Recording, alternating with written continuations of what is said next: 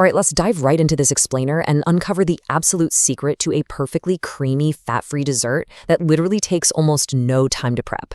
If you've ever felt, a little intimidated by baking, or maybe you're just looking for a healthier alternative that doesn't sacrifice that rich, decadent texture, well, you're in exactly the right place. We're going to deconstruct a brilliant culinary technique straight from the kitchen of culinary creator Fuego Loco. We'll break down exactly how a dessert can possibly be this simple and, honestly, this good. So here's the big question. Is it actually possible to bake a cake without wheat flour? And, taking it even a step further, without adding any butter, oil, or fat to the batter? Now, traditionally, the answer in the baking world is a hard no, right? You absolutely need those elements for structure and moisture. But today, we're flipping that rule completely upside down. Because yes, we really can achieve a brilliant, highly structured, incredibly creamy cake without using a single speck of wheat flour or added fat. Okay, part 1, tool prep, setting up for success. Before we even get to the food, we gotta talk about the hardware. And the great news here?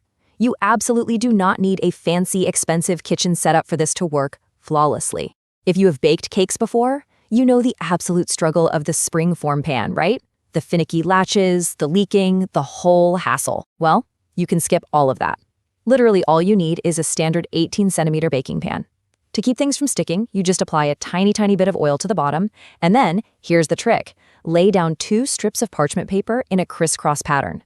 This simple little hack completely eliminates the need for that complex springform pan.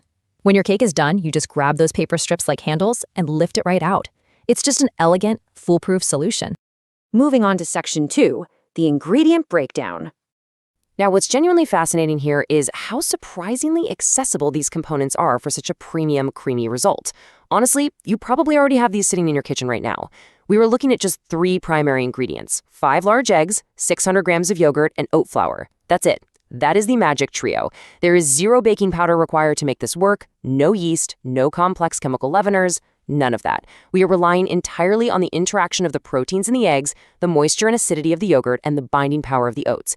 It's basically a masterclass in culinary minimalism. But let's zoom in on those eggs for just a second. 63 to 67 grams. You see, in baking, precision is usually the difference between a total masterpiece and a literal mess.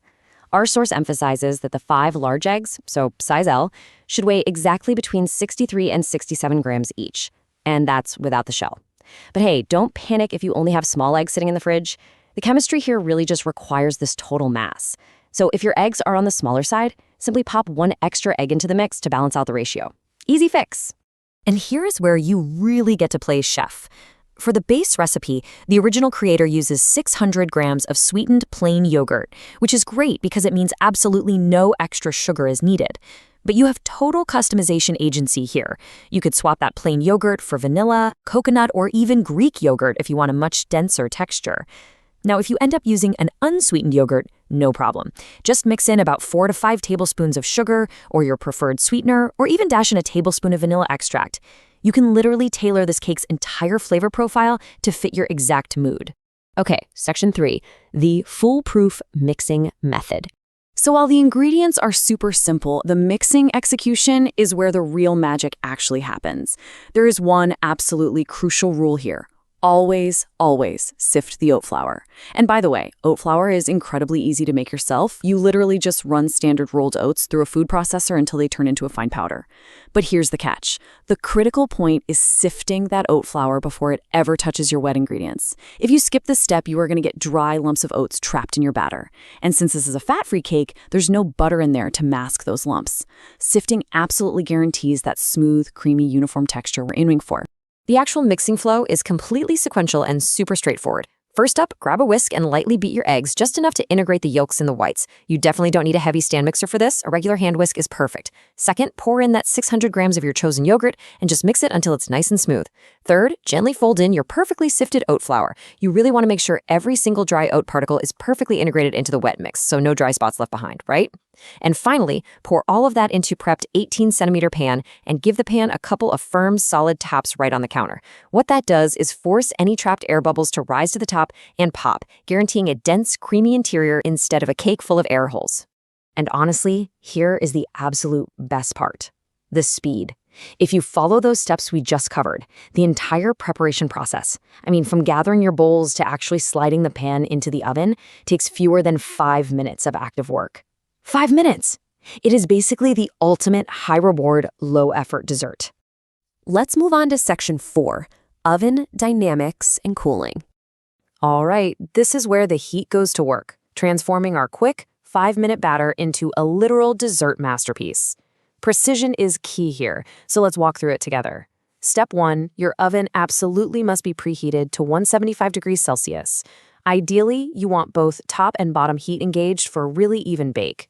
But, if your oven only has bottom heat, don't worry at all. The creator notes that works perfectly fine too. Step 2, set your timer for exactly 40 minutes. And step 3, now this requires just a little bit of patience.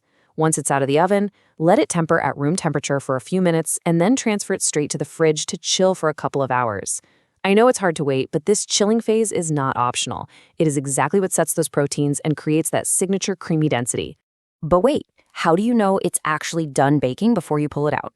I absolutely love this visual from the source material. Right at the 40-minute mark, you give the pan a gentle shake, and the cake should be, quote, jiggly in the center.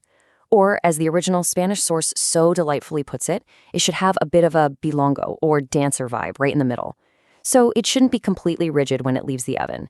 The residual heat and that essential fridge time will actually finish setting it up perfectly. And that brings us to section 5, the final tasting. Let me tell you, after those couple of hours in the fridge, what you pull out is an absolute 10 out of 10. Because we used that sifted oat flour and allowed the yogurt to bind with the egg so slowly in the oven, the result is just incredibly creamy. It slices beautifully, it holds its shape, and it literally melts in your mouth. And remember, all of that without a single gram of wheat flour or added fat. So I'm going to leave you with this question. What flavor of yogurt will you use? This explainer has given you the structural blueprint for a blazing fast, healthy, and incredibly satisfying dessert. The rest is totally up to your imagination. Whether you go with a rich coconut, a classic vanilla, or a sharp Greek yogurt, you now have the tools to pull off pure culinary magic in under 5 minutes of prep. Thanks so much for joining me for this explainer, and hey, happy baking!